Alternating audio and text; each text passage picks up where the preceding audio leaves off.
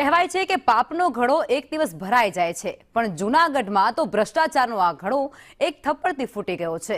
કલ્પના કરો, જો ખેડૂતે વેપારીને લાફો ન માર્યો હોત તો કદાચ આજે પણ આ કરોડોનું કૌભાંડ એ ફાઇલોમાં દબાયેલું રહી જાત। સરકારી ટેકાના ભાવે મગફળી ખરીદીમાં વેપારી અને ખેડૂત વચ્ચે લાખોની ગોઠવણ થઈ હતી। ખેડૂતની નબળી મગફળી ટેકાના ભાવે સરકારમાં ભરાવી આપવા માટે કમિશન લઈ અને વેપારી કામ કરતો હતો અને ખાતા દીઠ 5,000 રૂપિયા પણ લેતો હતો અને આવી રીતે લાખો રૂપિયાનું કૌભાંડ આચરવામાં આવ્યું હતું। પરંતુ મગફળીના ભાવ વધી જતા વેપારી અને ખેડૂત વચ્ચે ખટરાગ થયો અને ત્યારે ખેડૂત વિપુલ વાંકે પોતાનો સંયમ ગુમાવ્યો। ભેસાણ યાર્ડની અંદર જાહેરમાં ખેડૂતે વેપારી ધવલ ક્યાડાને એવી થપ્પડ ઝીકી કે તેની ગૂંજ સીધી પોલીસ સ્ટેશન સુધી પહોંચી ગઈ।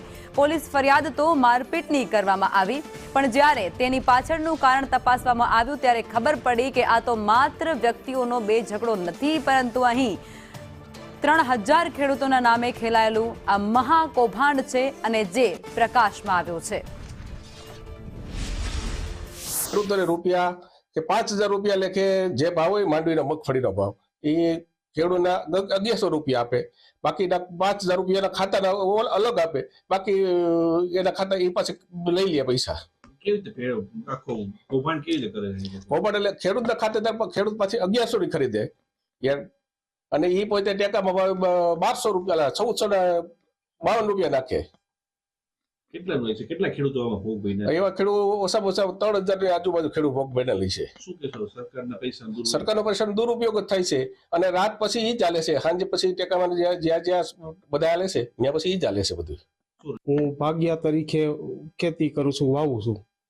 મારી માંડવી પલળેલી હતી, તે મારી રિજેક્ટ થાય એમ હતી, એટલે મને આ ક્યાડાનો પરિચય થયો કે ક્યાડા આવી રીતે ખાતા સેટિંગ કરીને ભરે છે।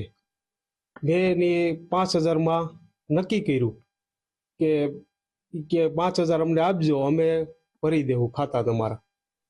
3 ખાતાનું નક્કી કર્યું, એમાં 1 ખાતું ભરી દીધું એને। પછી યાર્ડમાં માંડવી થોડીક વધારે ભાવ થતા કે 2 ખાતા હું હવે ભરી ન દઉં।